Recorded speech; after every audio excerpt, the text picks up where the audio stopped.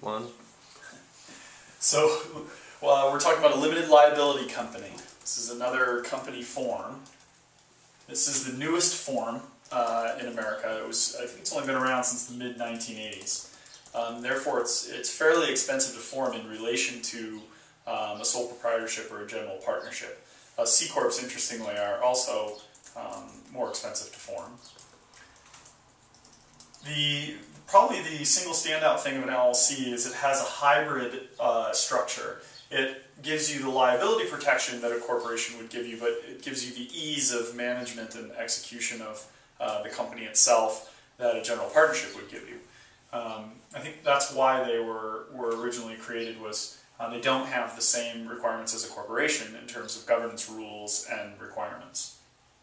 Also, you can have an unlimited number of members in a limited liability company. You can also have shares, but the membership, there's a flexible governance structure, so you don't really have to have the typical C Corp rules in terms of governance. And also, you can split up how profits or tax liability is shared amongst the partnerships. Amongst the partners. And there's no real hard and fast rules for how you do that.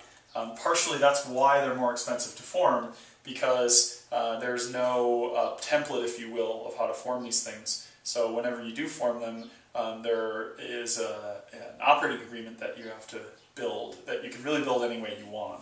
And so that makes them slightly more expensive. There's also the concept of pass-through taxation. Pass-through taxation essentially means that the profits of the limited liability company are not taxed themselves. Instead, the individuals are taxed, although profit may be flowing through the limited liability company to the individuals. Then the individuals are taxed on those profits as they would be their normal income.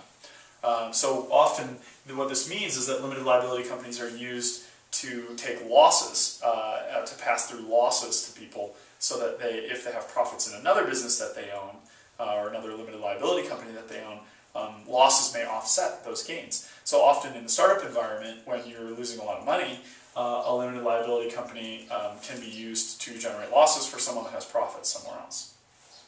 There's also low paperwork and administration.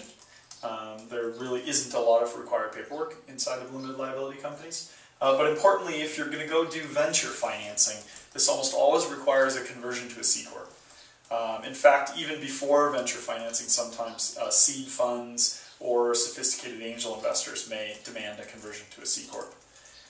It's also difficult to transfer ownership because of the fact that you have such flexibility in governance. That makes it slightly harder to transfer ownership and more complex from a legal perspective. There's also less legal precedent because this is a newer type of company, meaning there's not a whole lot of case law that establishes what happens in various legal situations with limited liability companies.